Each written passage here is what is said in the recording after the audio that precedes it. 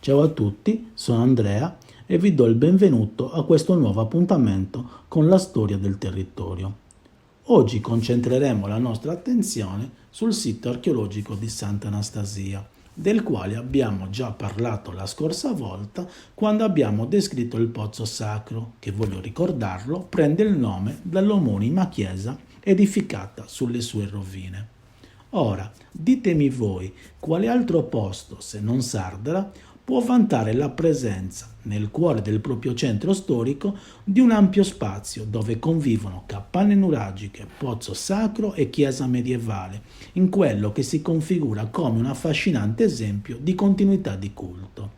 Dovete infatti sapere che la storia di questo luogo ha radici antichissime.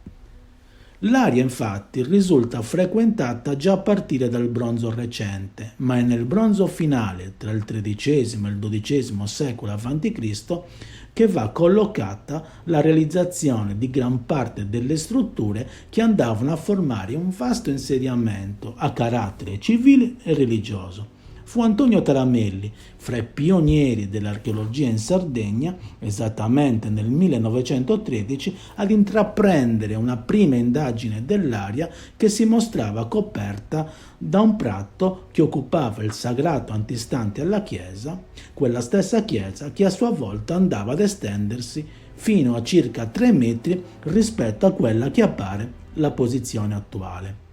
Da un'analisi più accurata delle murature della facciata, egli si accorse della presenza di alcuni conci in basalto che lo indussero a ipotizzarne un precedente utilizzo funzionale all'esistenza di un tempio che copriva il pozzo e riconducibile alla vasta area di culto del villaggio, di cui l'unico elemento visibile era la scala d'accesso alla camera ipogeica. Per questo decise di intervenire sulla struttura e per prelevare quegli stessi conci ordinò l'abbattimento della facciata, causando l'arretramento dell'edificio di qualche metro. Oggi simili operazioni sono certamente vietate, ma bisogna tener conto del momento storico e culturale in cui si agiva, quando l'archeologia si trovava in una fase assolutamente embrionale del suo metodo.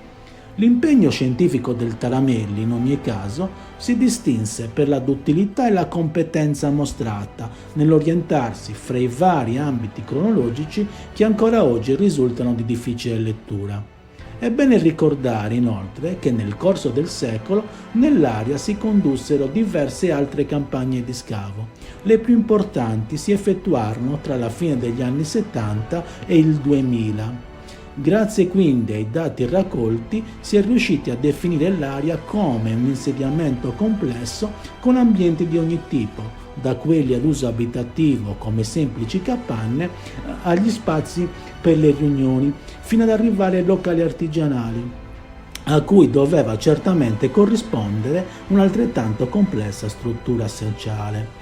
Pensate che i resti del sito in realtà vanno ad estendersi al di sotto dell'abitato per tutta la sua porzione centrale, fino ad arrivare alle fondamenta del Museo archeologico Villa Abbas, che dista dall'insediamento poche centinaia di metri.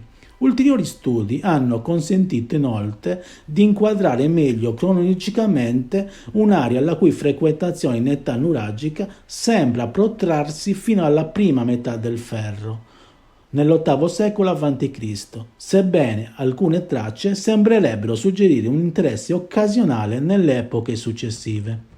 In ogni caso, sembra ragionevole osservare come il sito di Sant'Anastasia si configuri come la parte più antica del nucleo fondativo della Sardara attuale, che nel rione di Sant'Anastasia conserva ancora una fisionomia di chiara matrice medievale. Un luogo, insomma, senza tempo, in cui si amalgamano sapientemente il sacro e il profano in una miscellanea di fascino e magia. Non mi resta che salutarvi e dirvi alla prossima puntata.